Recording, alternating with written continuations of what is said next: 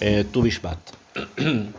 Ok, primero tenemos que saber que cosas que ya conocidas, pero hay que profundizar para poder entenderlas en forma amplia. Yitzhak tuvo dos hijos. El primogénito se llamó Esav, ustedes ya saben, y el que vino después se llamó Jacob. ¿Okay? Y Jacob salió agarrando el talón de Esav.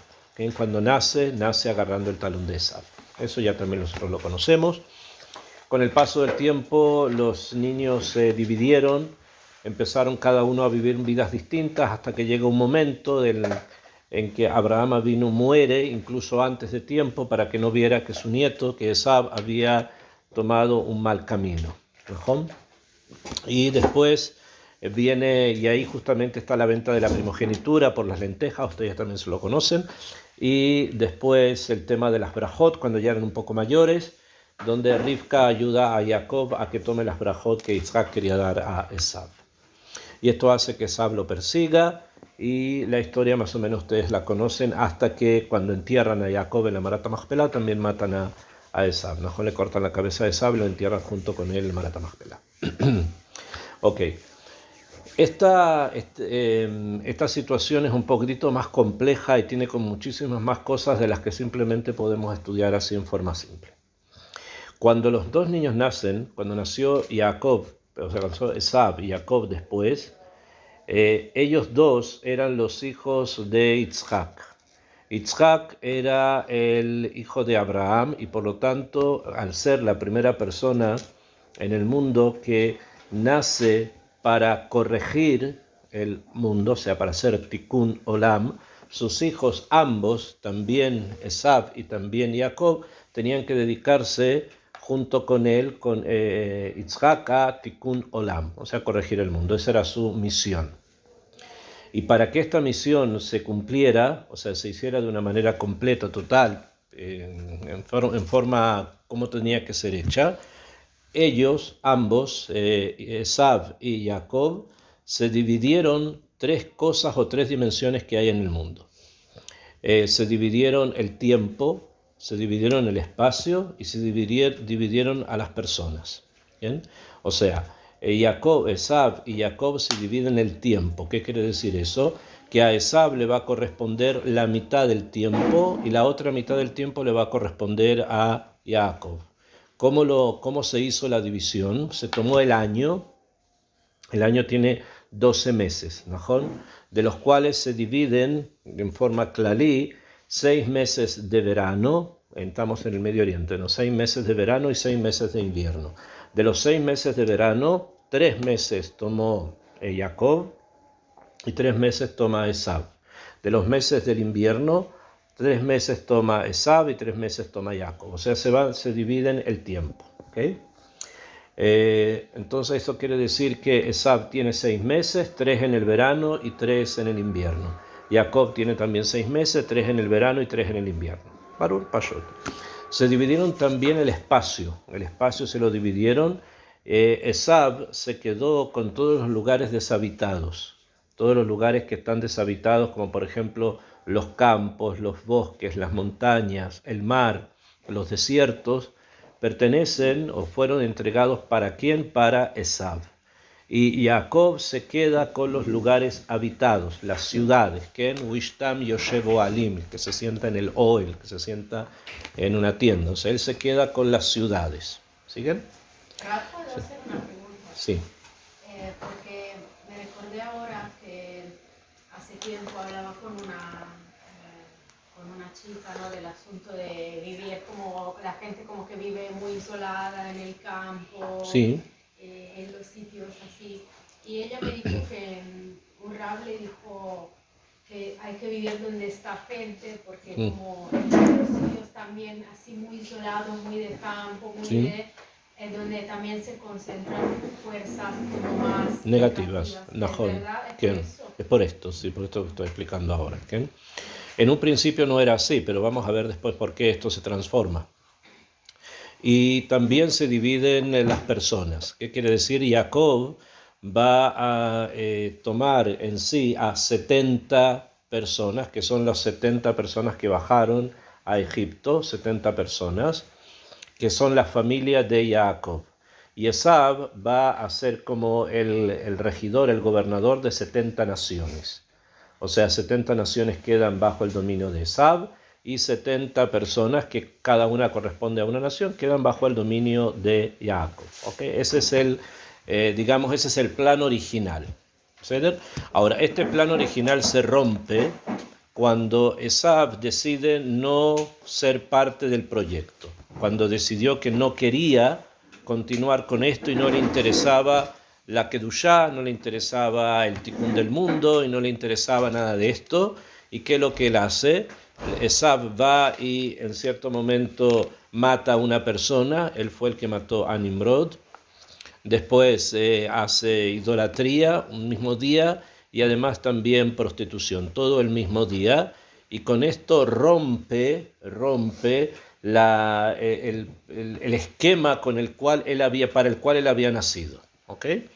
Él, Esav, tenía unas capacidades mayores que las de Jacob, o sea, a nivel de persona, a nivel de capacidad intelectual, capacidad de todo tipo de pensamiento, de todo, Esav era mucho más que Jacob.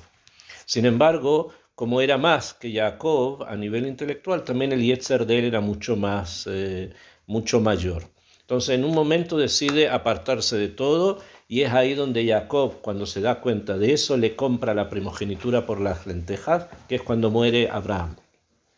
Y de ahí en adelante se produce en Jacob el siguiente dilema, que si es que sabemos, o sea, Jacob dijo, Esav, mi hermano, tiene la mitad de todo, tiene la mitad del tiempo, tiene la mitad del espacio y tiene la mitad de las personas.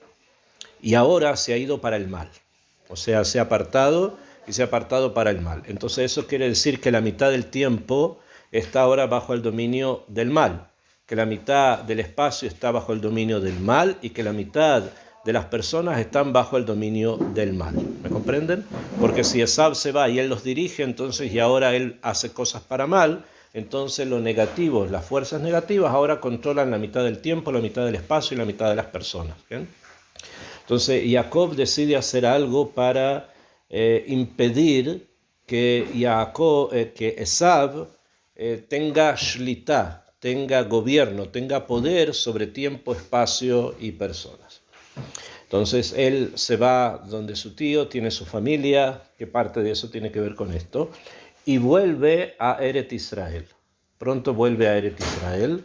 Esto es muy importante. Vuelve a Eret Israel, y cuando vuelve a Eret Israel se encuentra ¿con quién? Se encuentra con Esav antes de entrar a Eret Israel. ¿Recuerdan toda la historia? Y ahí en ese retorno, que él vuelve a Eret Israel, Jacob se prepara para enfrentarse con Esav en tres cosas. En tefilá, ¿se recuerdan? En tefilá, en regalos, o sea, soborno, y en guerra. O sea, se preparó para hacer una guerra si es necesario, se preparó para darle regalos, o sea, sobornarlo, y se preparó también ¿en qué? En tefilá. ¿Por qué? ¿Por qué Dafka estas tres cosas? Número uno, vamos a pasar por el primero porque es el tema que nos tiene hoy día y que tenemos que tratar de completar. ¿Por qué se prepara en tefilá? Porque ¿de qué depende la tefilá? ¿Cuál es el punto central alrededor del cual gira la tefilá? A nivel técnico, más que profundo, a nivel técnico, ¿cómo gira la tefilá? De verdad hay que las personas, pero hay algo más, ¿no? ¿La conexión? ¿En la? Conexión que depende de qué. ¿Qué? Nahom, todo, de la Muná, todo eso depende de la, pero esa conexión que yo hago depende de algo. Por ejemplo, yo puedo, bueno, algunos dirán que sí, pero en general nosotros sostenemos que no. Pero yo puedo hacer shaharit a medianoche, puedo hacer minjá a las 3 de la mañana, depende del tiempo. Nahom, o sea, la tefilá depende de un tiempo. Eso quiere decir que hay tiempos en los que yo digo shaharit, digo minjá y digo arbit. Por lo tanto, cuando Jacob Avinu se preparó haciendo tefilá, lo que hizo fue tratar de rescatar el tiempo que había caído en manos de Esav, de su hermano, traerlo para la Kedushá, traer ese tiempo para la Kedushá. ¿Me comprenden? Entonces, por eso que se prepara para tefilá. Ahora, Se preparó también con regalos, doronot, dice el Midrash. Dorón significa regalo. También es nombre de hombre en Israel, Dorón. Y son regalos. Ahora, ¿qué fueron los regalos que él dio? Animales, Nahón dio animales. ¿Y cómo fueron entregados los animales? ¿Se recuerdan? ¿Cómo lo que es? ¿Cómo? grupo de 5. En grupos de 5.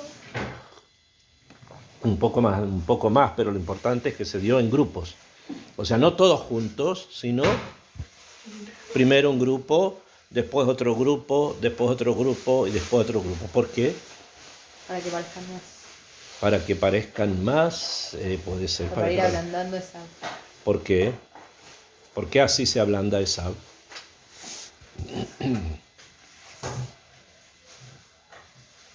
¿Qué piensan ustedes? ¿Por qué se lo dio así? Primero una cosa, después otra, después otra. Así con espacio, entre comillas, ¿no? Espacio entre uno y otro.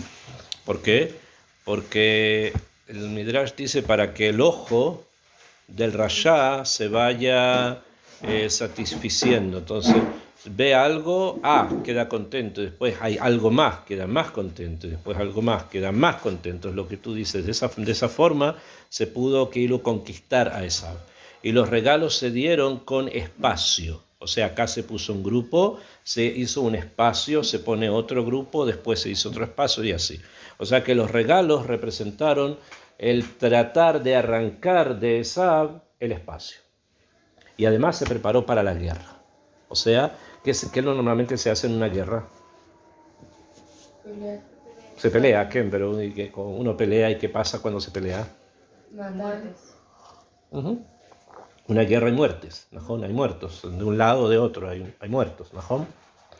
Desde el punto de vista de la Torá, esto ahora no es el punto, pero en muchos casos lo vamos a ver. Desde el punto de vista de la Torá, cuando un malvado muere, o gente conectada con el malvado que muere, de alguna forma hay algo que permite la corrección de su neshama. Es por eso que el hecho de que el malvado muera, incluso se puede celebrar de que un malvado muera. Porque en el momento en que el malvado muere, algo de lo que estaba allí a nivel de neshama se libera, se quedó liberado. ¿Okay?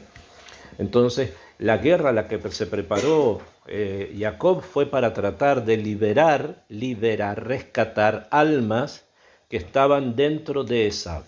Si bien no iba a poder rescatar a todas las 70 naciones, pero sí a través de eso que podía ser una guerra, va a tratar de rescatar almas que estaban presas dentro de Esaú, porque Esaú manejaba las naciones, les dije, ¿no?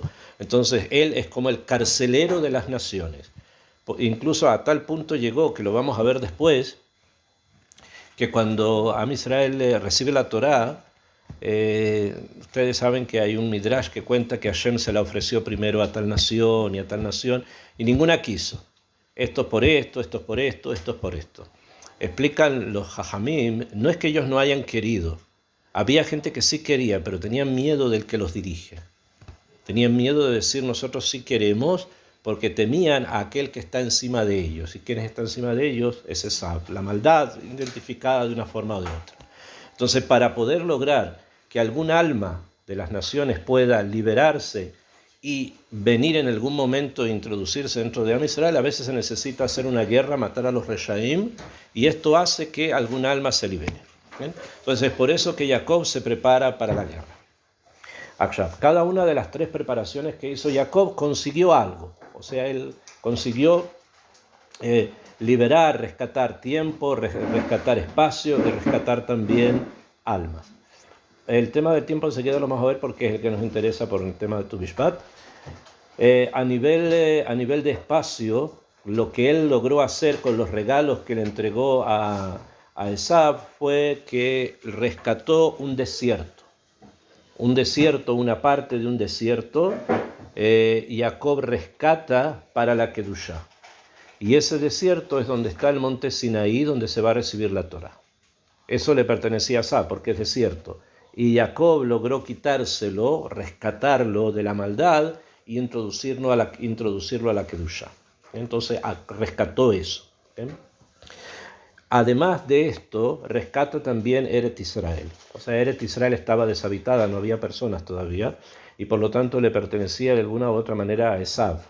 Y sin embargo, por todo lo que Jacob hizo aquí y en otros lugares también, logró rescatar Eret Israel, y es por eso que la tierra al final queda dividida entre ¿quiénes? No, esos estaban acá, esos había que echarlo. Pero se echó a los 7 pueblos, que son parte de las 70 naciones, lideradas por ¿quién? Por Esav. ¿Y quiénes quedaron en vez de ellos? Nosotros. ¿Qué? Los hijos de Jacob. ¿Cuántos hijos tuvo? 12, y se dividió la tierra en 12 tribus, ¿no? O sea, eso fue otra cosa que hizo Jacob para tratar de quitar el espacio a Esav. De eso también hay que hablar cuando lleguemos a donde tengamos que llegar para explicar esto. Akshal. El tema que nos junta ahora es sobre Tu Bishvat. Y Jacob rescata, como les dije, también parte del tiempo de Esav y lo ingresa a la Kedusha. Para eso vamos a ver, ¿ustedes recuerdan cómo se llaman los meses en hebreo? ¿Los conocen? ¿Quién? ¿Los conocen? ¿Los estudiaron? ¿Quién? Vamos a escribir acá. Ok, vamos a dividir el año en dos secciones, como les había dicho, el invierno y el verano. ¿Okay? Entonces vamos a poner en este lugar del mundo, en Eretz Israel, hay un invierno o verano, no es que haya primavera y otoño como en otros lugares, sino que es como lo ven ahora, y cuando estemos cerca de la otra festividad que se parece a esta, vamos a estar todos muertos de calor. Vamos a decir, estamos fríos después de calor. ¿Okay? Entonces, el verano, vamos a empezar por el verano, comienza con Nisan. ¿Puedo escribir en hebreo? Sí. En Nisan, el mes de Nisan. Después de Nisan, ¿qué mes viene? Iyar. ¿Mejor? Iyar. Después de Iyar, Sivan. ¿Okay? Estos 3 meses le pertenecían a Jacob. Desde el principio, siempre fueron meses de Jacob. Por lo tanto, son meses muy positivos per se, por sí mismos. El mes de Pesach, la Geulá, Iyar, el mes que bajó el man, el Shamaim, Sivan, el mes en que se recibió la Torah. ¿Okay? Akshab. Después de Sivan, ¿qué mes viene? Tamuz. Después de Tamuz, Ab. Y después de Ab, Elul. Estos 3 meses le pertenecían a Esav y por lo tanto tienen energías negativas desde el principio. Como él se separa, entonces lo que él toca lo transforma en ser algo negativo. ¿Elul también? Vamos a explicar, sí, en un principio era así. Ahora Tamuz, ustedes ya saben, Shiva Asar Betamuz fue el mes que se hizo el Egel HaZahav, que en Av tenemos Tisha B'Av. ¿Okay? Y Elul también le pertenecía a Esav en ese momento. Ahora, vamos al invierno. Después de Elul, ¿qué mes viene? Tishrei. Después de Tishrei, Heshvan. Después de Heshvan, Kislev. Muy bien. Estos 3 meses le pertenecían a Jacob. Desde el principio eran meses de Jacob. ¿Y después de Kislev? Después de Kislev, ¿qué mes viene? Tevet. ¿Mejor? Después de Tevet, Shvat, con que estamos ahora, ¿mejor? Shvat, mes de Shvat. Después de Shvat, Adar. Y estos 3 meses le pertenecían a quién? A Esav. ¿Okay? Entonces, estos 3 desde un principio siempre fueron positivos. Estos 3 desde un principio siempre fueron positivos, por eso acá están las festividades que ustedes ya saben. En cambio, estos también tenían que ser positivos, porque al principio Esav tenía que ir para algo bueno. Pero ¿qué pasó? Como él se separa, entonces se transforman en ser meses con energía negativa. ¿Qué hace Jacob? Con su tefilá, con la tefilá que él hizo, logró quitar 1 mes y medio a Esav en el invierno y otro mes y medio a Esav en el verano. Entonces, desde el 15 de Ab hasta Elul, logró recuperarlo Jacob Avinu. Y es por eso que Tu Be'Av, en Tu B'Av, el 15 de Av, es un día en que las energías negativas cambian a positivas. ¿Se recuerdan qué pasó en Tu B'Av, ¿no? Que los muertos del Midbar dejaron de morir el último año? ¿Bien? Porque vieron la luna y se dieron cuenta de que ya no era Tisha B'Av, sino que había avanzado. Y lo mismo pasó en el invierno. Desde el 15 de Shvat hasta Adar lo rescató Jacob de Esaú. ¿Todo Adar? Y todo Adar. Y acá también todo Elul. Ahí quedó rescatado. Entonces, Tu Bishvat, ¿cuál es la broma? No, porque es mi cumpleaños en Adar, solo por eso que... En Adar. Todo. Se dan cuenta, por eso le dije, si vamos a estar cerca del 15 de Av en el verano, vamos a estar con mucho calor. Pero ahora estamos cerca del 15 de Shvat, por eso estamos con frío. ¿Bien? Eso es el invierno. O sea, del 15 de Shvat en adelante lo cambió, Jacob lo alteró y ahora es algo positivo, es algo bueno. Pasó, fue tan importante que se llama el año nuevo de los árboles. ¿Bien? Rosh Hashanah Lailanot. Rosh Hashanah Lailanot, y se va a celebrar como una especie de fiesta, no como Pesaj o estas que son muy grandes, pero en el mismo nivel que tiene, por ejemplo, Tu B'Av. O sea, no se dice Tahanum, en el Bet Knesset no se dice Tahanum, y se hacen diferentes tipos de cosas, y una de ellas que se suele hacer es un Seder de Tu Bishvat. Se hace una especie de comida donde se comen diferentes frutas que tienen que ver con Tu Bishvat. Con Tu Bishvat, con Eretz Israel, con las fuerzas positivas que Jacob introdujo dentro del tiempo. Ese es el Makor, esa es la fuente de Tu Bishvat. Tu Bishvat indica o celebra el cambio de las energías negativas de Shvat que caen ahora en manos de Jacob y los introduce a la Kedusha. Pashut. Akshav. Esto es, digamos, el principio. Sin embargo, Tu Bishvat comienza a adquirir cada vez más muchos más conceptos más profundos, muchísimos conceptos más profundos. Yo les había dicho que en Eretz Israel, y ustedes lo conocen del Tanaj, así lo estudiaron también, en Eretz Israel, antes que entrara Yoshua con los Shvatim y la conquistara, en Eretz Israel vivían 7 pueblos. Vivían 7 pueblos, que los 7 pueblos eran pueblos muy malos.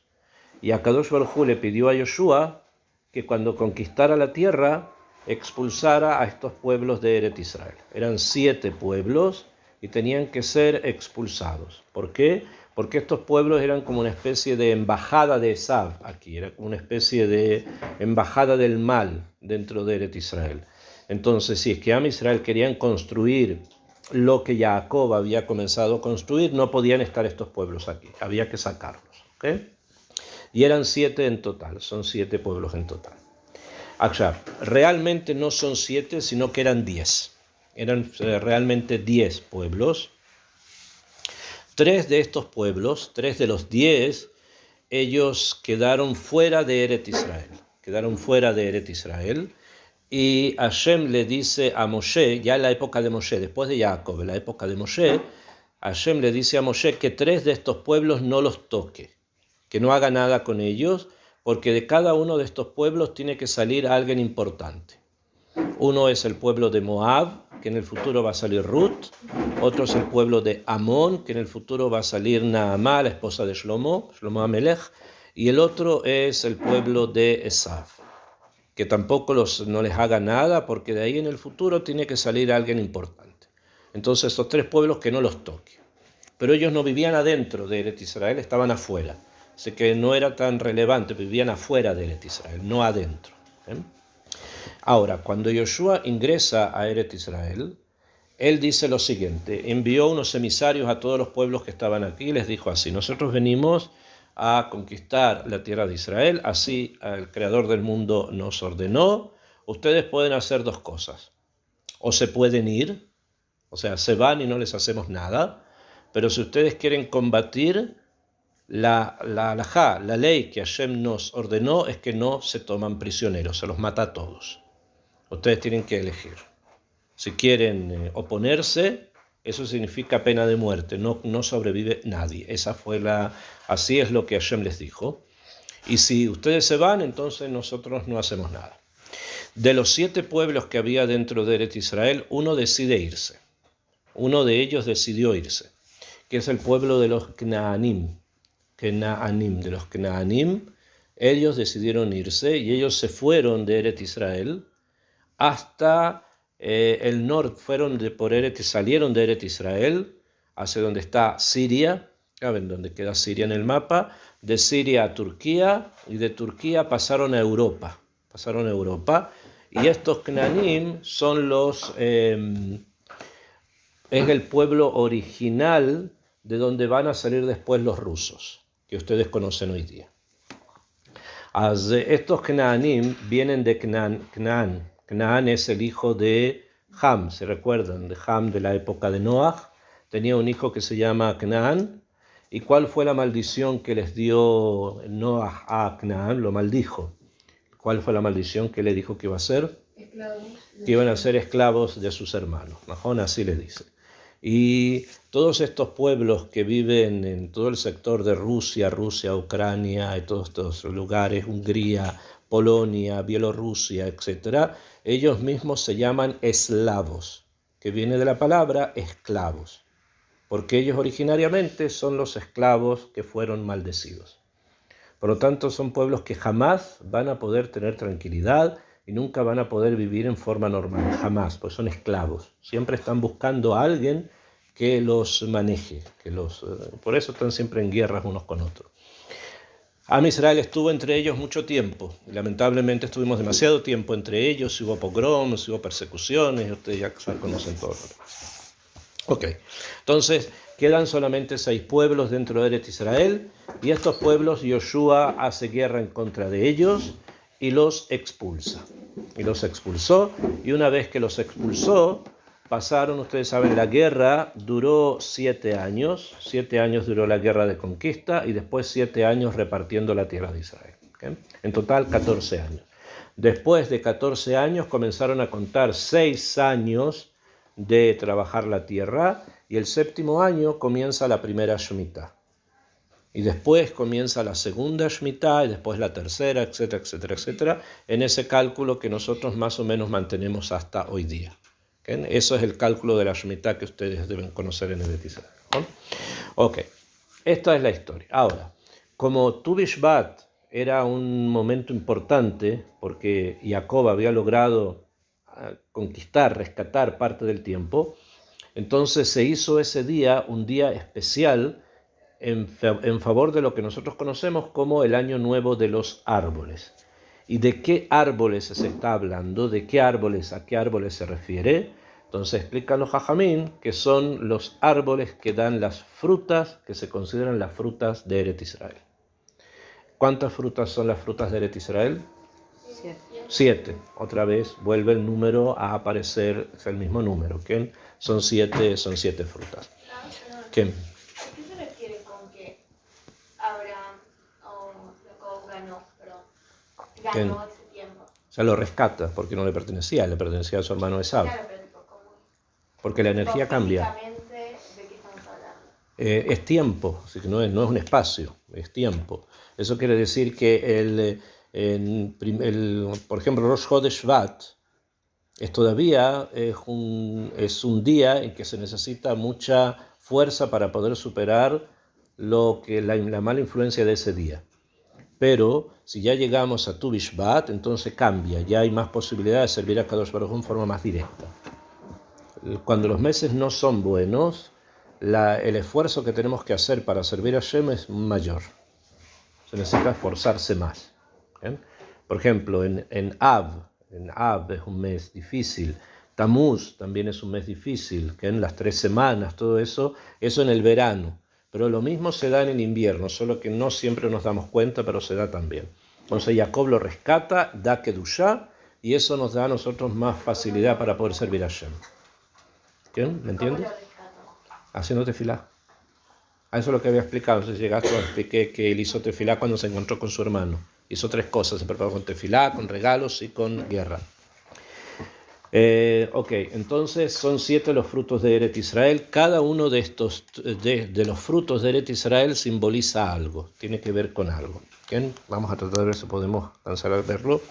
Vamos a empezar con el primero. El número 1 es el trigo, la jitá. ¿Bien? La jitá es el símbolo del Gesed. Gesed. ¿Saben lo que significa en hebreo Gesed? O sea, bondad. La jitá es bondad. Jitá es bondad. Con la jitá se hace la harina, o sea, la jitá es el trigo, ¿no? Con el trigo se hace harina, con la harina podemos hacer pan. El pan es el que se utiliza para la seudá.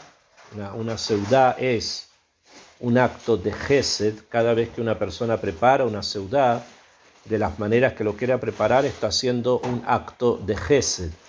Cuando una persona prepara las halot en la casa y esto después es entregado a su familia o a invitados, todo eso es gesed. O sea, el trigo está manifestando gesed, indica gesed. Número 2, la cebada es el segundo de los frutos de Eret Israel. La cebada significa o indica gvurá. Gvurá quiere decir fortaleza, fuerza, en fortaleza. ¿Por qué? Porque la cebada, a diferencia de la jitá, que la jitá es la que más se relaciona con la seudá, ¿no? A pesar que puede hacerse harina también de cebada y con eso hacer pan. Y también tendríamos que decir amotzi, ¿no? Sin embargo, no es común que las personas coman cebada, ¿no? O harina de cebada. ¿Por qué? ¿Por? ¿Quién dijo? No, que la cebada hoy día sí es común. Es que sí se come, sí, ¿verdad que sí?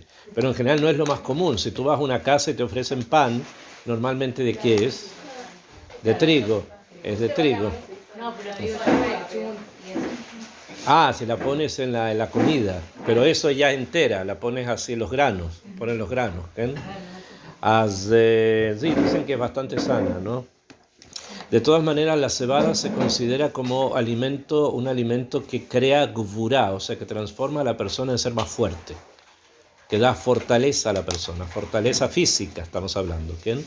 Y por eso indica fuerza física. De la cebada sale también del trigo, pero es bastante más común verlo de la cebada. Hay una bebida que sale de la cebada, muy famosa. ¿Cuál es? La cerveza, ¿no? ¿Ok? Eso quiere decir que la cebada es algo que puede leshaker, que puede emborrachar, o sea, hacer que la persona pierda un poco la relación con la realidad. ¿Hace bien? Yo supongo que no. ¿Eh? Depende, si una persona toma, no sé, 12 litros de cerveza, me imagino que no. Si toma un poco, entonces sí, si toma un poco está bien. ¿Quién? De todas maneras hay cerveza sin alcohol hoy día también. ¿Quién? No solo de hoy, de siempre hubo cerveza sin alcohol, se llama Malta. ¿Quién? Malta es la cerveza que no tenía alcohol, se llamó siempre Malta. Y si una persona tenía problemas de falta de vitaminas, cuando era niño le daban de beber malta con huevo. Malta y huevo revuelto. Y después pesaba 800 kilos. subía. Eso es entonces, la cebada es gvurá, tiene que ver con la gvurá. El vino se llama tiferet. El vino es tiferet, que viene de qué fruta? De la uva, que también es parte de las frutas de Eret Israel, la uva. ¿Bien? Y eso simboliza qué cosa, el tiferet. ¿Saben lo que es el tiferet? La belleza.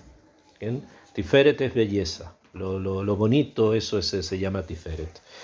Es por eso que se ocupa esta bebida precisamente para hacer kiddush.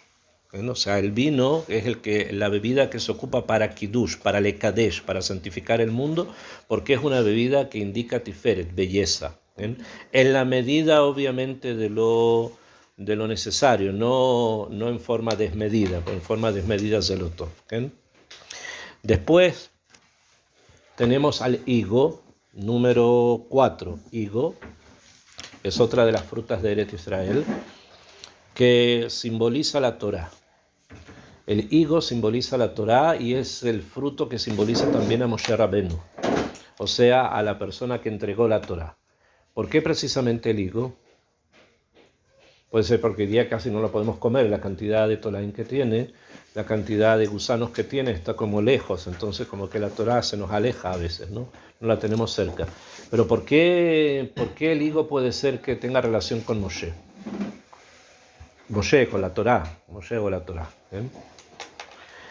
El higo, los higos de una higuera no maduran todos al mismo tiempo. Por ejemplo, si tú tienes un árbol de manzana, hay una época en que tienes manzana. Entonces vas a salir, si vas antes te vas a dar cuenta que todas las frutas están verdes. Pero si llegaste al momento en que las manzanas maduran, todo el árbol va a estar listo. Puedes tomar las manzanas que tú quieras. Por eso se cosecha de esa manera. Con los higos no es así. Los higos te madura uno en un mes, después madura otro un mes después, y así, una temporada muy larga. Y eso que nos enseña que en la Torá cada uno tiene su propio lugar. No somos todos iguales con respecto al tema de la Torá. Cada uno llega a un lugar distinto. Y eso hay que tratar de entenderlo. Así como la higuera da de una manera en un momento, después en otro, en otro, en otro, en otro. Entonces así es con la Torá. ¿Okay? Cada uno da su fruto en un momento diferente. ¿Okay? Una persona puede ir a estudiar en un lugar y este floreció bien y el otro demoró más tiempo. Hay que esperar. La Torá no es como una especie de profesión que todos tienen que terminar. No es así. Cada uno tiene su nivel. ¿Okay? Después, el fruto número 5, la granada. La granada. Escucharon hablar, por supuesto, de la granada, del rimón, ¿no? Sí. Hay un dicho en hebreo que dice que una persona está llena de mitzvot, como el rimón, la granada, está llena de pepitas. ¿No? Son pepitas adentro, ¿ok? Pepitas. Pero eso no quiere decir que la granada tenga 613 pepitas, ¿ok? Eso no es así. ¿Eh? No tiene 613. Dijo que conoce de una pareja que las conozca. ¿Qué? E incluso que las hayas contado. No. ¿Qué? Y le dio 613. ¿Qué? Le dio 613. ¿Qué? Pero eso todavía no es prueba. ¿Y qué pasó hace 100 años? ¿Y hace 2000? ¿Y hace 3000? No, es porque está llena de pepitas. Está llena de pepitas. El hecho que yo cuente una y me dé 613 no quiere decir que la vaya a contar mañana, pasado, la que de un año atrás o hace 1000 atrás hubiera tenido 613. No es eso. Sino lo que quiere decir es que está llena de pepitas, así como la Torá, una persona está llena de Torá. A eso se refiere. ¿Okay? Entonces, la granada indica la belleza de la Torá. Indica justamente eso, la abundancia de la Torá, el cumplir Torah o mitzvot, el dedicarnos a tratar de embellecer la Torá. Por ejemplo, ¿qué significa embellecer la Torá? En Shabbat ponemos un mantel blanco, ¿no? Obviamente que si el mantel está manchado, ¿lo vamos a poner manchado? No, ¿no? Si tenemos vasos para servir en Shabbat, ¿los vamos a poner sucios? No, ¿no? Bueno, todo eso se llama hod, también es una forma de belleza. Y eso es lo que significa, lo simboliza el rimón. Por eso si ven el rimón es muy lindo, rojo y tiene una corona arriba. ¿Ven? Todo eso es el Keter de la Torá. Van a ver el Sefer Torá en el Aarón, le ponen plata, le ponen unas cosas bonitas para adornarlo. Es la belleza de la Torá, está simbolizada en el rimón. Número 6, la aceituna o las zeitim. Número 6, la aceituna, está relacionada con ¿me siguen? Con la sabiduría de la Torá. La aceituna es la sabiduría de la Torá y está principalmente referida a las personas que iluminan. Porque ¿qué se hace con el aceite de oliva? Se encienden velas. También se utiliza para comer, pero tiene un sentido de iluminar. Entonces la persona que está llena de Torá, que tiene Torá, tiene que iluminar, ustedes también. Entonces cada uno de nosotros tiene que transformarse en una aceituna, en algo que se pueda extraer de allí luz. Ahora, no es fácil. ¿Por qué? ¿Cómo se hace el aceite? Aplastándola. En malazo. Entonces la persona tiene que sacrificarse para que de él salga algo que ilumine, hay que sacrificarse. No es una cosa que se da así en forma gratuita. Tienen que molerse de eso que se muele, sale gotitas de aceite. Con esas gotitas de aceite se puede eliminar. Esto es lo que indica la aceituna. Y finalmente el número 7 es el dátil. El dátil o el tamar. Dátil, tamar. ¿Okay? Y eso significa al Mashiach. Dátil y tamar es el Mashiach. ¿Tú te llamas Tamar? Ah. Entonces es el Malhut. ¿Okay? Tamar es el Malhut, tiene que ver con David Amelech, el rey, tiene que ver con Melech HaMashiach, o sea, lo que estamos esperando en el futuro.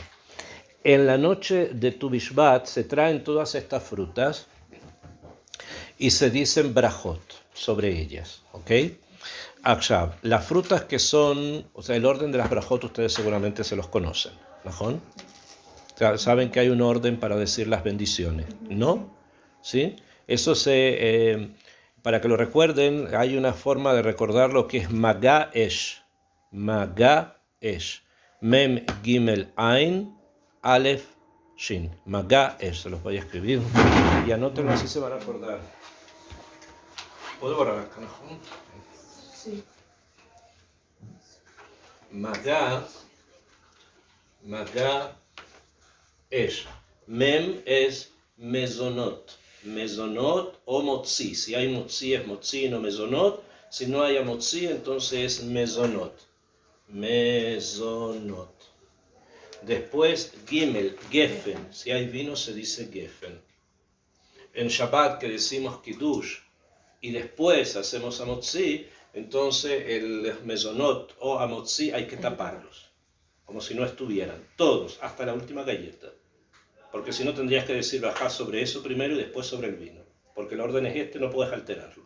Según la opinión del Gaón de Vilna, solo se puede traer el pan a la mesa después de haber dicho kiddush. Pero nosotros acostumbramos a taparlo y de esa manera Kilu no está. Ain es etz, borefria etz, Aleph adama, borefria adama y Shin sheakol. ¿Qué significa Maga Esh? Maga significa toque de fuego. Toque de fuego. Lo dices bien, está bien, si no te quemas. Ese es Maga Esh.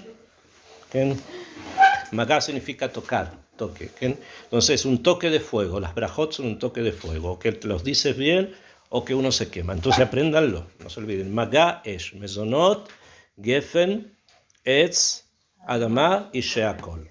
¿Y qué hacemos en Shabbat? Que decimos primero a gefen y después mezonot o motzi. Lo tapamos. O tienen que taparlo todo. En todos los mezonot que haya sobre la mesa. Ok, entonces, si es que tenemos, ahora hay otra cosa más, ¿sí? No voy a tener tiempo para verlo todo, pero eso seguramente se los van a enseñar en las brajot. Primero son las cosas de Eretz Israel, o sea, si tienen por ejemplo, frutas, si tienen etz, que es una manzana, y tienen etz, que es un dátil, ¿qué se dice primero? Sobre el dátil, porque es de los frutos de Eretz Israel. ¿Okay? Y después, los frutos de Eretz Israel son todos a etz, excepto que vayan a comer trigo o vayan a comer cebada no molida, no hecha masa o no hecho harina, no mezonot, sino que stam, ¿me comprenden?